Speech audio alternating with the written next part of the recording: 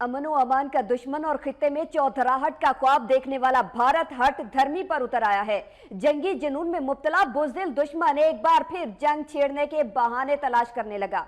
भारत कभी अपनी फजाइया को अलर्ट करके तो कभी लाइन ऑफ कंट्रोल पर झूठी वीडियोस के जरिए पाकिस्तान के खिलाफ प्रोपेगेंडा करने में मसरूफ है।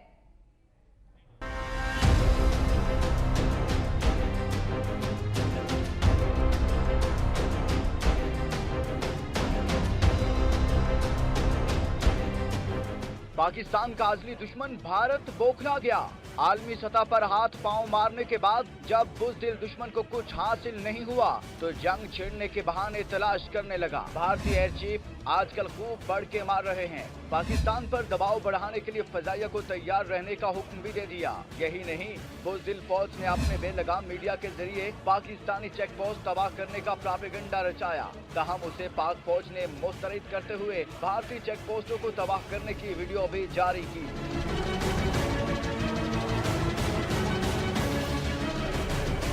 भारत आलमी सतह पर पाकिस्तान को तनहा करने की नाकाम और घिनौनी साजिश भी कर चुका है। चीन में one belt one road forum का बाइकआउट करके भारत ने अपने अज़ाइम अपने हाथों से ही बेनकाब कर दिए। एक दहशतगर्द को बचाने के लिए आलमी अदालत के सामने एड़ियां रगड़ी। भारत ने जब जब पाकिस्तान के खिलाफ साजिश की उसे उसी वक्त मुंह की खाना पड़ी।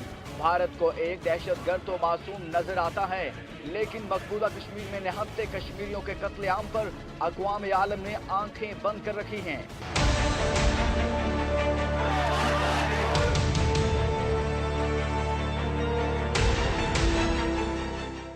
भारत की खूनी सरकार नित नए बहाने करके पाकिस्तान को गैर मुस्तहकम करना चाहती है। मोदी के हुकूमत में आने के बाद इंतहा पसंदी उरूज पर पहुंच चुकी है। दूसरी तरफ भारत के अंदरूनी मसाइल इस कदर ज्यादा हैं जिस पर पर्दापोशी करते हुए मोदी हुकूमत बैनुल अक़वामी मसाइल पर ज्यादा तवज्जो दे रही है।